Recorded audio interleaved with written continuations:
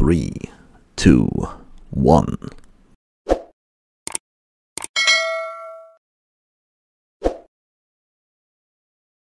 Good morning বন্ধুরা, তোমরা সবাই কেমন আছো? আশা করছি তোমরা সবাই খুব ভালো আছো।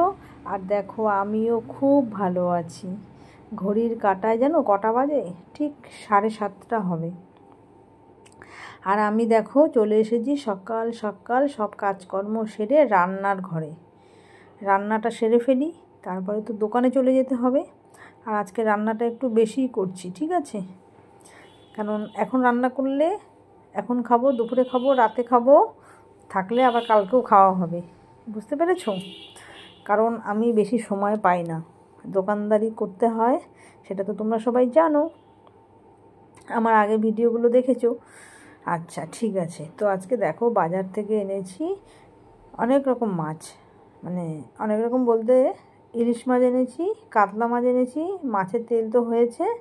আর একটা রান্না করব, সেটা হচ্ছে সজনা, আলু, ডাঁটা, কুমড়ো দিয়ে একটা মানে মাখা টাইপের আর কি, ঠিক আছে? আর সাথে হবে তোমার কাতলা মাছের পাতলা ঝোল। তো দেখো এক সাইডে আমি এই মাছগুলোকে ভেজে নিচ্ছি, বুঝেছো? একটা কড়াইয়ের মধ্যে মাছগুলোকে ভেজে নিচ্ছি। ঘর সংসারে কাজ তো অনেক করতে হয় বন্ধুরা, তোমরা সবাই জানো। তো এত কাজকর্ম করার পর ভিডিও করাটা না প্রচণ্ড পরিমাণে চাপ হয়ে যায়, সেই জন্য আমি ভিডিও দিতেও পারি না ঠিক করে। অনেক দিন পর পর একটা ভিডিও দিই, অনেক কষ্ট করে। এই যে ইলিশ মাছ বললাম না, তো যাই হোক ইলিশ মাছ আজকে রান্না করবো না, ইলিশ মাছের মাথাটা নিয়ে নিয়েছি আর ইলিশ মাছের তেলটা, ওই দুটোকে একটু ইলিশ মাছের তেল বানিয়ে খাবো, বুঝেছো? ইলিশ মাছটা রেখে দেবো। তো যাই হোক দেখো ইলিশ মাছটা আমি ফ্রিজের ভেতরে রেখে দিচ্ছি, কারণ একসাথে তো এত রান্না খাওয়া যায় না, তো রান্না করলে আবার রান্নাটা পড়েই থাকবে। আবার একটা তরমুজ এনেছিলাম, ওই দেখো দেখা যাচ্ছে। তো যাই হোক, তো আমাদের ঘরে সবসময় টক দইটা রাখি, গরমকালে টক দই দিয়ে ভাত খেতেও ভাল লাগে, রুটি খেতেও ভাল লাগে, আর গরমকালে টক দই খাওয়াটা শরীরের পক্ষে খুবই উপকার। আর দেখো তো যেটা বলছিলাম, তো ভিডিও করাটা অনেকটাই চাপের ব্যাপার।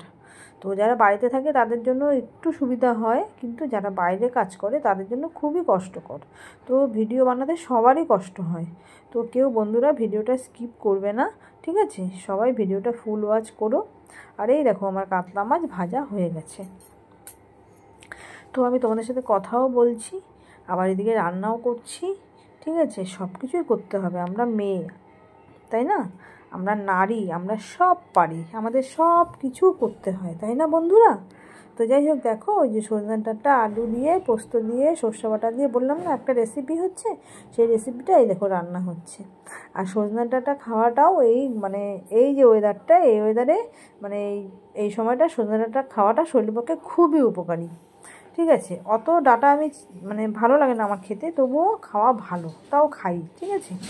তো যাই হোক, তো ভিডিওটা তোমরা ফুল ওয়াচ করো, তাহলে আমি কিভাবে কি করি সেটা তোমরা দেখতে পারবে। আর রান্নাটাও কিভাবে করছি সেটাও দেখতে পারবে, কারণ রান্নায় আমি একদম হালকা রান্না, আমি একদম রিচ রান্না করি না। আমি তো এমনি রিচ রান্না করি না, আর গরমকালে তো একদমই পাতলা রান্না, পাতলা ঝোল টাইপের রান্না, বুঝেছো? পেটের পক্ষেও ভালো আর খেতেও ভালো, সুস্বাদু। তো যাই হোক বন্ধুরা, তো বললাম আজকের রেসিপি তোমাদেরকে, তো তোমরা দেখতে থাকো, ঠিক আছে ভিডিওটা। আর কত কথা বলবো বলো বন্ধুরা, কথা বলতেও ইচ্ছাও করে না, ভালো লাগে না, জানো তো? সারাদিন কাজকর্ম করার পর কত কথা বলবো। আর আমার রান্না তো তোমরা জানো টেকনিক, একটু চাপা দিয়ে দিয়ে আমি রান্না করি, কারণ সেই রান্নার অন্যরকম একটা স্বাদ আসে।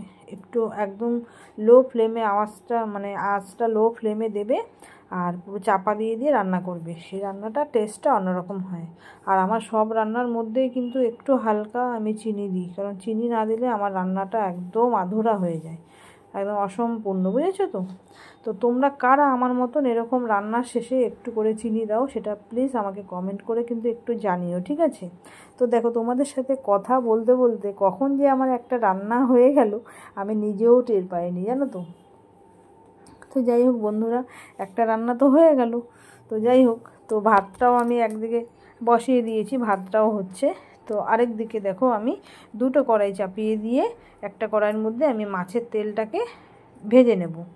ইলিশ মাছের তেলটা, ইলিশ মাছের তেল দিয়ে ভাত খেতে না দারুণ লাগে, দারুণ। তো যাই হোক, আর ওই রুই মাছের একটু হালকা একটু তেল আর একটু ডিম হয়েছিল, তো সব একসাথে দিয়ে দিয়েছি, তো যাক ভালোই হয়েছে। আর এই দেখো এই পাশে আমি কাতলা মাছের পাতলা ঝোল। আর আমি না রান্নাটা বেশিরভাগই রিফাইন তেলটা বেশি ব্যবহার করি, সরষের তেলটা একটু কম মানে লাগাই জানো তো কাজে। তো রিফাইন তেলে খাওয়াটা শুনেছি একটু ভালো। তো যাই হোক, যেখানে প্রয়োজন হয় সেখানে আমি সরষের তেলটা কাজে লাগাই, ঠিক আছে। যেমন মাংস টাংস বানালে এ সমস্ততে একটু না দিলে সরষের তেল ভালো লাগে না, শাক ঠাক করলে একটু সরষের তেল লাগে। তো যাই হোক বন্ধুরা, দেখো রান্না করছি, কিছু করার নেই, রান্না তো করতেই হবে। তারপরে আবার তাড়াতাড়ি করে আবার ফ্রেশ হয়ে দোকানে চলে যেতে হবে, তো একটু খুব তাড়ার মধ্যেও আছি, তো তার মধ্যে থেকেই ভিডিও করছি, কিছু করার নেই। তো তোমরা দেখতে থাকো বন্ধুরা, ঠিক আছে।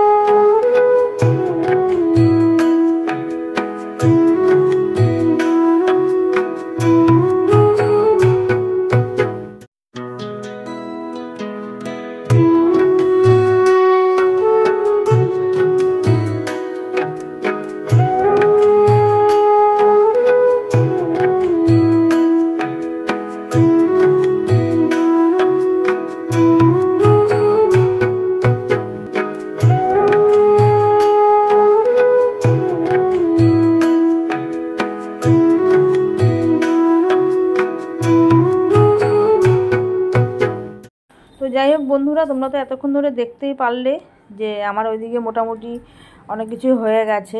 তো এখন শেষমেশে আমার ওই কাতলা মাছের পাতলা ঝোল হচ্ছে, তো যার মধ্যে আমি আলু আর সজনার ডাঁটা দিয়ে বানাচ্ছি আর কি। আর তাতে দেখো একটু লঙ্কার গুঁড়ো দিলাম, যেহেতু পাতলা করে করছি তো একটু কাঁচা লঙ্কা চিড়ে দিয়েছি। একটু লঙ্কার গুঁড়ো না দিলে না ঠিক কালারটা আসবে না, একদম সাদা সাদা লাগবে দেখতে, যেহেতু আজকে শিলনোড়ায় মশলা বাটিনি, বুঝেছো। তারপরে তো তোমার জিরার গুঁড়ো, ধনে গুঁড়ো সব কিছু দিয়েছি, তোমরা তো দেখেছো। আর টমেটো দিয়েছি, ঠিক আছে। আর তারপরে দেখো কষানো হয়ে গেল, এবার আমি জলটা দিয়ে দিলাম। তো মোটামুটি আমার রান্নাটা হয়েই গেল। তো এরপরে আমি একটু ঝোলটা ফুটলে পরে মাছ কটাকে একটু ছেড়ে দেব। তারপরে মাছ কটা ছাড়ার পরে একটু সুন্দর করে ঝোলটা ফুটলে তারপরে তো আমার তোমরা জানোই শাহি গরম মশলা আছে, শাহি গরম মশলা না দিলে তো আমার রান্নার একদম টেস্টই আসে না, সেটা তোমরা খুব ভালো করে জানো। তো যাই হোক, দেখো মোটামুটি কাতলা মাছের পিসগুলোও আজকে খুব সুন্দর দারুণ করেছে। একটু বড় বড় মাছের পিস না হলে খেয়ে ঠিক মজা আসে না, জানো তো। ছোট ছোট মাছের পিস একদম ভালো লাগে না। তো যাই হোক, আলটিমেটলি কিন্তু আমার রান্নাটা কিন্তু কমপ্লিট হয়ে গেছে, জানো তো।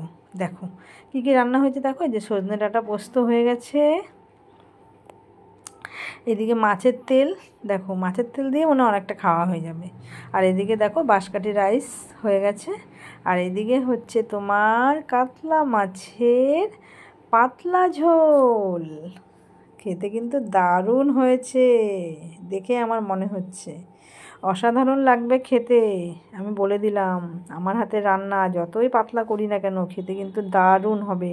নিজের হাতে রান্না বলে বলছি না, কিন্তু আশা করছি ভালো হবে। তো যাই হোক বন্ধুরা, অলরেডি দেখো ভাত বেড়ে নিয়েছি, এবার খেতে বসে পড়বো বন্ধুরা। ভিডিও ভালো লাগলে অবশ্যই লাইক কমেন্ট শেয়ার করো বন্ধুরা। তোমরা সবাই ভালো থেকো, সুস্থ থেকো, তোমাদেরকে অনেক ভালোবাসা, টাটা।